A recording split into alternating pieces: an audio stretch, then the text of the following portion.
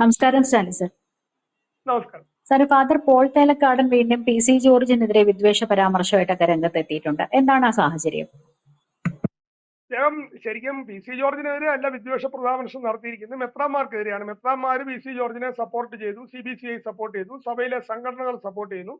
അതിനെതിരെയാണ് India അലയൻസിന്റെ main ഇമാമായിട്ടുള്ള ഈ തേലക്കാടൻ രംഗത്തെത്തിയിരിക്കുന്നത്. ഞാൻ അങ്ങനെ ഫാദർ എന്നൊന്നും വിളിക്കുന്നില്ല, കാരണം അയാൾ അച്ഛനാകാൻ പോയിട്ട് ഒരു പള്ളിയിലെ കുഴിവെട്ടിയാകാനുള്ള യോഗ്യത ഇല്ലാത്തവനാണ്. പള്ളിയിലെ ഏറ്റവും താഴ്ന്ന പോസ്റ്റാണ് കുഴിവെട്ടി. ആ കുഴിവെട്ടിയാകാൻ പോലും യോഗ്യത ഇല്ലാത്തവനാണ്. സഭയ്ക്ക് പറ്റിയ അബദ്ധം എന്താണെന്ന് ചോദിച്ചാൽ, ഈ പട്ടം കൊടുക്കുമ്പോൾ നല്ല കുടുംബത്തിൽ നിന്നുള്ള നല്ല ആൾക്കാർക്ക് വേണം പട്ടം കൊടുക്കാൻ. അതല്ലാതെ ഈ റൈസ് ബാഗുകൾക്കും അങ്ങനെയുള്ള ആൾക്കാർക്കൊക്കെ പട്ടം കൊടുത്താൽ തേലക്കാടന്മാരൊക്കെ സഭയിൽ പൊങ്ങി വരും. ഇപ്പൊ അയാൾ ഒരു 10-30 വർഷം കൊണ്ട് അനേകായിരം തേലക്കാടന്മാരെ സഭയിൽ ഉണ്ടാക്കിയിട്ടുണ്ട്. ആ ഐഡിയോളജി ഉള്ള ക്രിസ്ലം, ജിഹാഞ്ചലിസം, ഗാന്ധിസം, നെഹ്റുയിസം, സോഷ്യലിസം എന്നൊക്കെ പറഞ്ഞ് വിശ്വാസത്തിന് വിരുദ്ധമായ, സഭാവിരുദ്ധമായ കാര്യങ്ങൾ പിന്തുടരുന്ന അനേകം വൈദികരെ, അൽമായരെയും ഈ തേലക്കാടനും പാർട്ടിയും സഭയ്ക്കകത്ത് സൃഷ്ടിച്ചിട്ടുണ്ട്. അപ്പൊ അതാണ് ശരിക്കും ഇതിന്റെ ഫണ്ടമെന്റൽ ആയിട്ടുള്ള പ്രശ്നം. ഇവരാരും യേശുക്രിസ്തു ദൈവമാണെന്ന് വിശ്വസിക്കുന്നില്ല. യേശുക്രിസ്തുവിന്റെ ഒരു പഠിപ്പീരിലും ഈ തേലക്കാടനും ടീമുകളും ഒന്നും വിശ്വസിക്കുന്നില്ല. ഇവർക്ക് വ്യാജ പ്രവാചകൻ, പിന്നെ എന്താണ് ജിഹാദി, കമ്മ്യൂണിസ്റ്റ്, ചെഗുവേര, ലിബറൽസ്, വോക്കിസം, ഇതിലൊക്കെയാണ് വിശ്വാസം. ഇവർക്ക് സഭയുടെ ചട്ടക്കൂടിനകത്ത് നിന്നുകൊണ്ടോ സഭയുടെ വിശ്വാസത്തിനോ പ്രാക്ടീസിനോ ഒന്നുമില്ല. ഇതിനും പുറമെ ഇവർക്ക് വേറൊരു പ്രശ്നവും കൂടിയുണ്ട്. ഇവര് സന്യാസത്തെ അംഗീകരിക്കുന്നില്ല, സന്യാസത്തിനെതിരാണ്. സന്യാസികളെ ഇവർക്ക് കണ്ടെടുത്താൽ കണ്ടുകൂടാ, സന്യാസം വേണ്ട എന്നാണ് പറയുന്നത്. അതുകൊണ്ടാണ് ഈ മെത്രാന്മാരോട് കയറി ഉടക്കുന്നതിന്റെ സൂത്രം അതാണ്. അതായത് മെത്രാന്മാർ സന്യാസികളായതുകൊണ്ട് മെത്രാന്മാർക്കെതിരെ നിന്ന് കഴിഞ്ഞാൽ എന്തോ കിട്ടുമെന്നാണ് വിചാരിച്ചിരിക്കുന്നത്. പിന്നെ ഇതിലുപരിയായിട്ട് ഇവർക്ക് വേറൊരു പ്രശ്നവും കൂടിയുണ്ട്, അതികഠിനമായ ഇന്ത്യ വിരുദ്ധതയും ഹിന്ദു വിരുദ്ധതയും. അപ്പൊ ഇതെല്ലാം കൂടെ കൂടിയത് കൊണ്ടാണ് പുള്ളി ഇപ്പം ഞങ്ങൾക്കൊക്കെ ശരിക്കും ഇപ്പൊ നോയമ്പ് കാലമാണ്, ഈസ്റ്ററിന്റെ നോയമ്പാണ്. ഏപ്രിൽ 20 വരെ 50 നോമ്പ് നടക്കുന്ന സമയമാണ്. പക്ഷെ ഞങ്ങൾക്ക് കിട്ടിയ വിവരം അനുസരിച്ച് ഈ തേലക്കാടൻ ടീമുകൾ വേറെ ഒരു നോയമ്പാണ് ഇപ്പൊ ആചരിക്കുന്നത്. പകല് ഭക്ഷണം കഴിക്കാണ്ടിരിക്കുക, രാത്രിയിൽ 3 ഇരട്ടി ഭക്ഷണം കഴിക്കുക. ഈ പരിപാടിയാണ് തേലക്കാടനും പാർട്ടിയും ചെയ്തുകൊണ്ടിരിക്കുന്നത്. തേലക്കാടൻ ഇപ്പം പ്രസ്താവനയായിട്ട് വരാനുള്ള കാരണം, ഒത്തിരി അധികം തുപ്പൽ ബിരിയാണി തിന്ന് ദേഹത്ത് മൊത്തം കഫമായി, കള്ളിലും ബ്രെയിനിലും എല്ലാം കഫമായി. അതുകൊണ്ടായിരിക്കണം പുള്ളി ഇതുകൂട്ട് പ്രസ്താവനയായിട്ട് മെത്രാന്മാർക്കെതിരെ രംഗത്ത് വന്നതെന്നാണ് നമുക്ക് മനസ്സിലാകുന്നത്. കാരണം ഇങ്ങേര് 2006-2011 MA ബേബി, ഹൈബി ഈഡൻ, ഫസൽ ഗഫൂർ, അങ്ങനെ വിദ്യാഭ്യാസ രംഗത്ത് ഉള്ള ആൾക്കാരെല്ലാരും കൂടെ സഭാ സ്ഥാപനങ്ങളെ ഇല്ലാണ്ടാക്കാനും അതിനെ അധിക്ഷേപിക്കാനും SFI KSU ലേബലിൽ ഒരു വലിയ ആക്രമണം നടത്തിയിരുന്നു 2006-2011. സഭ സാമൂഹ്യനീതി നടപ്പിലാക്കുന്നില്ല, അങ്ങനെ വ്യാജമായ ആരോപണങ്ങൾ. 300 വർഷമായിട്ട് സഭാ സ്ഥാപനങ്ങൾ ഇവിടെ നടക്കുന്നുണ്ട്, എല്ലാവർക്കും സേവനം ചെയ്യുന്നുണ്ട്, ജാതിമത ഭേദമില്ലാതെ സേവനം ചെയ്യുന്നുണ്ട്. അപ്പൊ അതിനെ പൂട്ടിക്കാനുള്ള പരിപാടികൾ ഇവർ നടപ്പിലാക്കിയിരുന്നു, ഒരു രാഷ്ട്രീയം മുന്നിൽ നിർത്തിക്കൊണ്ട്. അപ്പൊ ഞാൻ 2006-2011 തന്നെ പല പ്രാവശ്യം അന്നത്തെ എക്യുമെനിക്കൽ കൗൺസിലിന്റെ ചെയർമാനായിട്ടുള്ള ഫാദർ ഫിലിപ്പ് നെൽപ്പുര പറമ്പിൽ, അന്നത്തെ ഡിഫറന്റ് മെത്രാന്മാരും സഭാ കുര്യയോടും ആവശ്യപ്പെട്ടതാണ്, ഈ തേലക്കാടൻ അപ്പുറത്താണ്, നമ്മുടെ കൂടെ അല്ല, അയാൾ ജിഹാദികളുടെ കൂടെയാണ്, അന്ന് UPA മാഫിയയുടെ കൂടെയാണ്, ഇയാൾ അകത്തിരുന്നുകൊണ്ട് സഭാ സ്ഥാപനങ്ങളെ തകർക്കാൻ ശ്രമിക്കുകയാണ്, ഇയാളെ സൂക്ഷിക്കണമെന്ന് പറഞ്ഞതാണ്.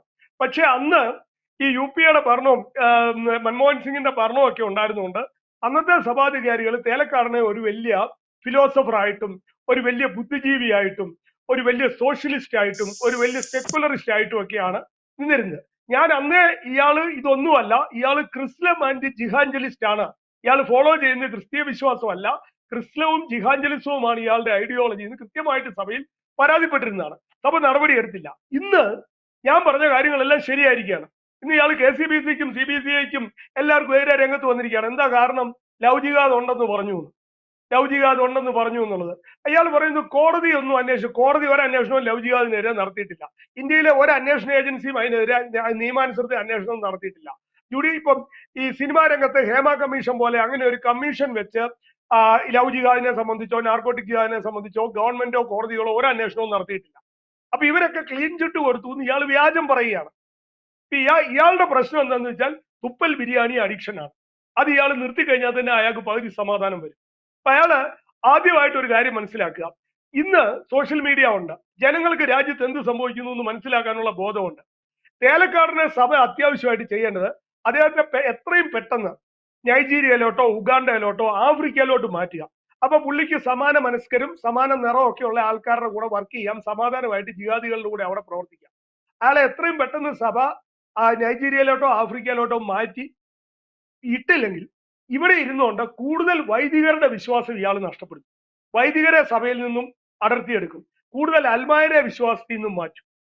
അത് ഒരു വലിയ അപകടമാണ് സഭയ്ക്ക് വരാൻ പോകുന്നത്. ഇയാളെ ഇതിനും പുറമെ NIA അന്വേഷിക്കേണ്ട ഒരു കാര്യമുണ്ട്. ഈ കൈവെട്ട് സമയത്ത് ഫാദർ ജോസഫിന്റെ പ്രൊഫസർ ജോസഫിന്റെ ആ പ്രശ്നം വന്നപ്പോൾ ഇയാൾ എവിടെ ആയിരുന്നു? ഇയാൾ ആരോടൊക്കെയാണ് കമ്മ്യൂണിക്കേറ്റ് ചെയ്തത്? ഇയാളുടെ നടപടികൾ എന്തൊക്കെയായിരുന്നു? ഈ ജോസഫിനെ തിരിച്ച് അവിടെ ഇയാളെ സസ്പെൻഡ് ചെയ്യാനും ജോസഫിനെ അറസ്റ്റ് ചെയ്യാനുള്ള സാഹചര്യം എങ്ങനെ ഉണ്ടായി? ഈ PC ജോർജിനെ ഇപ്പം സഭ ഡിഫെൻഡ് ചെയ്ത പോലെ അന്ന് പ്രൊഫസർ ജോസഫിനെ ഡിഫെൻഡ് ചെയ്തിരുന്നെങ്കിൽ കൈവെട്ടും കാലുവെട്ടും ഒന്നും ഉണ്ടാവില്ലായിരുന്നു. സഭ കൃത്യമായിട്ട് പ്രൊഫസർ ജോസഫിനെ സപ്പോർട്ട് ചെയ്യേണ്ടതായിരുന്നു. ചെയ്യണമെന്ന് സഭയിൽ പലർക്കും ഒന്ന് ആഗ്രഹം ഉണ്ടായിരുന്നു. പക്ഷേ അത് മൊത്തം തടഞ്ഞത് ഇയാളാണ്. വക്താവ് സ്ഥാനത്ത് ഇരുന്നുകൊണ്ട് ഇത് തടഞ്ഞത് ഇങ്ങേരാണ്. ഇങ്ങേരുടെ ലിങ്ക് എന്താണ്? ഈ കൈവെട്ട് കമ്പനിയായിട്ട് ഇങ്ങേരുടെ ലിങ്ക് എന്താണ്? ഇങ്ങേരെന്തെങ്കിലും ആ കാലഘട്ടത്തിൽ ഈ കൈവെട്ടിനോ ഇതിനനുബന്ധിച്ചുള്ള കാര്യങ്ങളിലോ പ്രൊഫസർ ജോസഫിനെയും കുടുംബത്തെ ഒറ്റപ്പെടുത്താനും അങ്ങനെയുള്ള കാര്യങ്ങളിൽ ഇടപെട്ടിരുന്നു എന്നുള്ള കാര്യം NIA ഒന്നുകൂടെ അന്വേഷിക്കേണ്ട കാര്യമാണ്. കാരണം ഇയാള് ഒരു ചില്ലറക്കാരനല്ല. അയാൾ കൃത്യമായിട്ട് ക്രിസ്തീയ വിശ്വാസം നഷ്ടപ്പെട്ട ഒരാളാണ്. ഏതൊരു ക്രിസ്ത്യാനിയും അവന്റെ ജീവിതത്തിൽ ഏതെങ്കിലും ഒരു കാലഘട്ടത്തിൽ ക്രിസ്തുവിനെ കണ്ടുമുട്ടുന്ന ഒരു നിമിഷമുണ്ട്.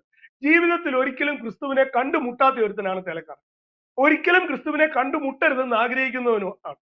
അവൻ ക്രിസ്തുവിന്റെ എല്ലാ പഠനങ്ങളെയും നിഷേധിക്കുകയും മറിച്ച് വ്യാജന്മാരുടെ പഠനങ്ങളെ എല്ലാം അംഗീകരിക്കുകയും ചെയ്യുന്നവനാണ്. ക്രിസ്തീയ വിശ്വാസിയെ കാണുമ്പോൾ തന്നെ തേലക്കാടന് ഭയങ്കര പുച്ഛമാണ്. ആ ഐഡിയോളജി അതിലൊട്ടും സ്വീകാര്യമല്ല. ഇപ്പൊ ഈ പ്രൊഫസർ ജോസഫിന്റെ കൈ വെട്ടിയവരെ വെള്ള പൂശാൻ ഇവൻ സഹായം ചെയ്തിട്ടുണ്ടോ എന്നുള്ള കാര്യവും കൂടെ ഗവൺമെന്റ് ഒന്ന് അന്വേഷിക്കേണ്ടതാണ്. എന്ന് മാത്രമല്ല, സഭ ഒരു കാര്യവും കൂടി അന്വേഷിക്കണം. ഈ തേലക്കാടന്റെ വലയിൽ പെട്ടിട്ടുള്ള വൈദികർ ആരൊക്കെയാണ് ഈ തേലക്കാടന്റെ ഐഡിയോളജി പിന്തുടരുന്നത്? ഇതിലെ ഒരു കാര്യവും കൂടെ മനസ്സിലാക്കുക. സഭയ്ക്ക് ഇപ്പോഴാണ് കാര്യങ്ങൾ മനസ്സിലാക്കുക. സഭ വളർത്തിക്കൊണ്ട് വന്ന പുത്രന്മാരായിരുന്നു തിരുവത്തോമായും ഹൈബിയൊക്കെ. ഇപ്പൊ എന്തിയെ? ഇപ്പൊ എല്ലാവരും വക്കഫിന്റെ കൂടെയാണ് മുനമ്പത്ത്. ആരും സഭയുടെ കൂടെ ഇല്ല. സഭ വളർത്തിക്കൊണ്ട് വന്ന 7 MP-മാരും 30 MLA-മാരും ഉണ്ട്. എല്ലാവരും വക്കഫായി പോയി. ഇപ്പൊ വക്കഫിന്റെ കൂടെയാണ്. ഇപ്പൊ തേലക്കാടൻ സൂചിപ്പിക്കുന്നത് സഭ വളർത്തിക്കൊണ്ട് വന്ന പല വൈദികരും വക്കഫിന്റെ കൂടെയാണ്. സഭ വളർത്തിക്കൊണ്ട് വന്ന വൈദികർ പലരും വക്കഫിന്റെ കൂടെയാണ്. ഇത് കൃത്യമായിട്ടൊരു ഫിൽട്ടറിങ് സഭാ നേതൃത്വം, അത് ഒരു സഭ മാത്രമല്ല, എല്ലാ സഭകളും ഏതൊക്കെ വൈദികരാണ് തേലക്കാടൻ ഗ്രൂപ്പിൽ പോയിരിക്കുന്നത്, ആരൊക്കെയാണ് വിശ്വാസം നഷ്ടപ്പെടുന്നത്, ആരൊക്കെയാണ് ഈസ്റ്റർ നോയമ്പ് കൃത്യമായിട്ട് എടുക്കുന്നത്, ആരാണ് റംസാൻ നോയമ്പ് എടുക്കുന്നത്, ഇത് കൃത്യമായിട്ട് സഭ അന്വേഷിക്കണം. അല്ലെങ്കിൽ സഭയ്ക്ക് ഇപ്പൊ എഡ്യൂക്കേഷണൽ ഇൻസ്റ്റിറ്റ്യൂഷന് പ്രശ്നം വന്നപ്പം പുറകിൽ നിന്ന് കുത്തിയോനാണ് തേലക്കാടൻ. സഭാ വക്താവായിട്ടിരുന്നുകൊണ്ട് TV-യിൽ സഭയെ ഡിഫെൻഡ് ചെയ്യേണ്ടതിന് പകരം ഫസൽ ഗഫൂർ പറഞ്ഞുകൊണ്ടിരുന്ന വ്യാജ സമത്വം അല്ലെങ്കിൽ വ്യാജ സാമൂഹ്യ നീതി ആണ് പറഞ്ഞുകൊണ്ടിരുന്നത്. ഫസൽ ഗഫൂറും തേലക്കാടനും പറഞ്ഞ വ്യാജ സാമൂഹ്യ നീതിയാണ് ഇപ്പൊ കർണാടക ബജറ്റിൽ വന്നിരിക്കുന്നത്. ജിഹാദി കുഞ്ഞുങ്ങൾക്ക് ഫീസ് പകുതി മതി, ബാക്കിയുള്ളവർ ഇരട്ടി ഫീസ് കൊടുക്കണം. ഇത് തന്നെയാണ് അവരെ ഈ 2006-2011 UDF-ഉം KSU-വും ഫസലും ഒക്കെ ഹൈബി ഒക്കെ പറഞ്ഞിരുന്ന. ഈ സുപ്രീം കോടതി അത് ബാൻ ചെയ്തതാണ്. ക്രോസ് സബ്സിഡി പാടില്ല, എല്ലാവർക്കും ഒരേ ഇതായിരിക്കണമെന്നും SC/ST-ക്ക് മാത്രമേ സബ്സിഡി ഉള്ളൂ. അപ്പം ഈ ക്രോസ് സബ്സിഡി കൊടുക്കുന്ന പരിപാടി ഒരു കാരണവശാലും പറ്റത്തില്ല എന്നും സുപ്രീം കോടതി പറഞ്ഞിട്ടുള്ളതാണ്. ഒരുത്തൻ കൂടുതൽ ഫീസ് കൊടുത്തിട്ട് ആ ഫീസിൽ വേറൊരുത്തം പഠിക്കുന്ന പരിപാടി ഇല്ല എന്നുള്ളത്. പക്ഷേ ഇത് വ്യാജ മാർഗത്തിൽ കൂടെ അത് കൊണ്ടുവരാനാണ് അന്ന് തേലക്കാടനും പാർട്ടിയും ശ്രമിച്ചത്. സഭ അന്ന് ബാക്ക് ഫുട്ടിലായതിന്റെ പ്രധാന കാരണം ഈ തേലക്കാടന്റെ ഐഡിയോളജികളായിരുന്നു. കാരണം സഭയുടെ നിലപാടാണ് ശരിയെന്ന് നീറ്റ് എൻട്രൻസിലൂടെയും ഗവൺമെന്റിന്റെ അലോട്ട്മെന്റിലൂടെയും സുപ്രീം കോടതിയും കേന്ദ്ര ഗവൺമെന്റും തെളിയിച്ചു കഴിഞ്ഞു.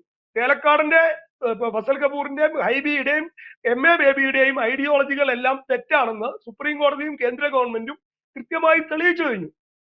ഇവിടെ ഈ 10-30 വർഷം ഇവർ കിടന്ന് അലമുണ്ടാക്കി. അവസാനം നീറ്റ് വന്നു കഴിഞ്ഞപ്പോൾ പ്രശ്നമെല്ലാം തീർന്നു. ഇപ്പൊ ഈ തേലക്കാടൻ എന്താണ് ചെയ്തുകൊണ്ടിരുന്നത് എന്നുള്ളത്, ഇനി തേലക്കാടനെ പോലെയുള്ള ആൾക്കാർക്ക് പട്ടം കൊടുക്കരുത്. ഒരു കാരണവശാലും റൈസ് ബാഗുകൾക്ക് പട്ടം കൊടുക്കരുത്. പട്ടം കൊടുക്കേണ്ടത് ട്രഡീഷണൽ ക്രിസ്ത്യാനിറ്റി ഫെയ്ത്ത് ഡിഫൻഡേഴ്സ് ആണ്. അതുപോലെ ഒരു കാര്യവും കൂടെ സഭ ശ്രദ്ധിക്കണം. സഭയുടെ സ്പോക്സ് പേഴ്സൺ പാനലിൽ കൃത്യമായിട്ട് ക്രിസ്തംഗികളെ കൂടെ ഉൾപ്പെടുത്തണം. കേരള കോൺഗ്രസ്സുകാരെയും ഈ പറഞ്ഞ റൈസ് ബാഗുകളെയും കോൺഗ്രസ്സുകാരെയും ഒക്കെ ഉൾപ്പെടുത്തിയാൽ, കമ്മ്യൂണിസ്റ്റുകളെയൊക്കെ ഉൾപ്പെടുത്തിയാൽ അവർ വിശ്വാസത്തിന് വേണ്ടി ആയിരിക്കില്ല, ഇന്ത്യ അലയൻസിന് വേണ്ടിയും ജിഹാദിക്ക് വേണ്ടിയും കമ്മ്യൂണിസ്റ്റിന് വേണ്ടിയും ലിബറലിസത്തിന് വേണ്ടിയും വോക്കിസത്തിനും വേണ്ടിയൊക്കെ ആർഗ്യൂ ചെയ്യത്തുള്ളൂ.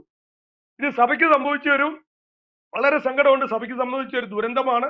സഭയ്ക്ക് സംഭവിച്ച ഒരു വളരെ എന്താണ്, സഭ അപമാനിക്കപ്പെട്ടത് ഇയാളുടെ കാലഘട്ടത്താണ്. സഭയ്ക്ക് ഇത് തിരുത്താനുള്ള ഒരു അവസരമാണ്. പി സി ജോർജിന് പിന്തുണ കൊടുത്ത പോലെ തന്നെ തേലക്കാടിനെ ഒഴിവാക്കുകയും വേണം.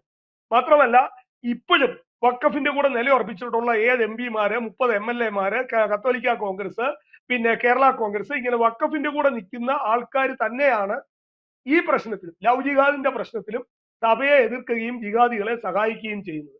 സഭയിലെ മെത്രാന്മാരെല്ലാവരും ഒന്നിച്ചിരുന്ന് എക്യുമെനിക്കൽ ചർച്ച് കൂടി, അല്ലെങ്കിൽ സഭയുടെ സിനഡ് കൂടി കൃത്യമായിട്ട് ഈ എന്താണ്, ദൈവത്തിന് നിരക്കാത്ത ഐഡിയോളജികളെ തള്ളിക്കളയണം. അതുപോലെ ഫെയ്ത്ത് ഡിഫൻഡേഴ്സ് ആയിരിക്കണം സഭയെ ഡിഫെൻഡ് ചെയ്യുന്നത്. ഫെയ്ത്ത് ഡിഫൻഡേഴ്സ് ആവശ്യമുണ്ട്. ഫെയ്ത്ത് ഡിഫൻഡേഴ്സിനെ കഴിഞ്ഞ 30 വർഷമായി ഇല്ലാണ്ടാക്കിയവനാണ് തേലക്കാട്. ഫെയ്ത്ത് ഡിഫൻഡേഴ്സിനെ അപമാനിച്ചവനാണ് തേലക്കാട്. അതാണ് ഇപ്പോൾ പുറത്തു വന്നിരിക്കുന്നത്. അതുകൊണ്ട് തേലക്കാടന്റെ ഈ ഉദ്യമത്തെ മുളയിലെ ഞുള്ളിക്കളയാൻ, കൃത്യമായ കൗണ്ടറിലൂടെ കൃത്യമായി ഞുള്ളിക്കളയാൻ എല്ലാ മെത്രാന്മാരും എല്ലാ സഭകളും കൃത്യമായി തയ്യാറാകണം. ഇല്ലെങ്കിൽ ഇയാൾ സഭയെ നശിപ്പിച്ചിട്ടേ പോകത്തുള്ളൂ. കാരണം ഇയാള് ഒരു ഒരു പ്രത്യേക അജണ്ടയുമായിട്ടാണ് രംഗത്തിരിക്കുന്നത്. He is on a mission to destroy church fully and finally. അതുകൊണ്ട് ഇത് വളരെ സീരിയസ് ആയിട്ട് സിനഡ് ചർച്ച ചെയ്യണം. ഇയാളുടെ 30 വർഷത്തെ ആക്ടിവിറ്റീസ് ഗവൺമെന്റ് ഓഫ് ഇന്ത്യയും ഏജൻസികളും വെരിഫൈ ചെയ്യണം. എങ്കിലേ ഇതിന്റെ അകത്തെ ഞെട്ടിപ്പിക്കുന്ന ബാക്കി സത്യങ്ങളും കൂടെ പുറത്തു വരുള്ളൂ. ഇയാൾ ക്രിയേറ്റ് ചെയ്തിട്ടുള്ള ഒരു പൊളിറ്റിക്കൽ എക്കോസിസ്റ്റം ഉണ്ട്. അതിന്റെ അകത്തേക്ക് ഇപ്പൊ കൂടുതൽ ആൾക്കാർ വഖഫ് ജിൻഡോ, ഒരു 10ഓളം ക്രിസ്ത്യൻ സ്പോക്സ് പേഴ്സൺസിനെ കോൺഗ്രസ് ഇട്ടിരിക്കുകയാണ്, തേലക്കാടിന്റെ ഐഡിയോളജി ഉള്ള. ഇപ്പൊ ഇയാൾ പകല് കമ്മ്യൂണിസ്റ്റ് ആയിട്ടും രാത്രി കോൺഗ്രസ് ആയിട്ടും ഫുൾ ടൈം ജിഹാദി ആയിട്ടും അഭിനയിച്ചുകൊണ്ടിരിക്കുകയാണ്. അപ്പൊ അത് കൃത്യമായിട്ട് സഭ സെൻസ് ചെയ്യണം. സഭയുടെ സ്പോക്സ് പേഴ്സൺസ് ഇതിനെ കൗണ്ടർ ചെയ്യാൻ ശക്തിയുള്ളവരായിരിക്കണം, ധൈര്യമുള്ളവരായിരിക്കണം. പ്രസംഗികളെ ഉപയോഗിച്ച് മാത്രമേ ഈ തേലക്കാരനെ പോലെയുള്ള ആൾക്കാരെ തടയാൻ സഭയ്ക്ക് സാധിക്കത്തുള്ളൂ. അതുകൊണ്ട് അതിലേക്ക് ആവശ്യമായ നടപടികൾ മെത്രാന്മാർ എടുക്കണമെന്ന് ഈ നോയമ്പ് കാലത്ത് അഭ്യർത്ഥിക്കുന്നു. ഈ നോയമ്പ് കാലത്തെങ്കിലും ക്രിസ്തീയ വിശ്വാസം ഉള്ള, യേശുക്രിസ്തുവിനെ ദൈവമായിട്ട് ആരാധിക്കുന്നവരെയാണ് സഭ പ്രൊമോട്ട് ചെയ്യേണ്ടത്. അല്ലാതെ വ്യാജപ്രവാചകനെയോ ചെഗുവേരയെയോ പപ്പുവിനെയോ ഒന്നും ആരാധിക്കുന്നവരെ അല്ല. ഇത് കൃത്യമായിട്ട് മെത്രാന്മാർ ഇക്കാര്യത്തിൽ ഒരു നടപടി എടുക്കണം. പഴയ തെറ്റുകൾ തിരുത്താനുള്ള സമയമാണ്. 10-30 വർഷമായിട്ട് സാമൂഹ്യ രംഗത്തും രാഷ്ട്രീയ രംഗത്തും ഇതുപോലുള്ള വിദ്യാഭ്യാസ രംഗത്തും ഒക്കെ സഭയ്ക്ക് പറ്റിയ അബദ്ധങ്ങൾ തിരുത്താനുള്ള സമയമാണ്. ഇത് സഭ തിരുത്തുമെന്ന് പ്രത്യാശിക്കുന്നു. ഇല്ലെങ്കിൽ ഈ നോയമ്പും വേസ്റ്റ് ആവും. Thank you sir. കൂടുതൽ വാർത്തകളും വിശേഷങ്ങളും നിങ്ങളിലേക്ക് എത്താൻ ABC മലയാളം സബ്സ്ക്രൈബ് ചെയ്യുക, ബെൽ ബട്ടണും അമർത്തുക.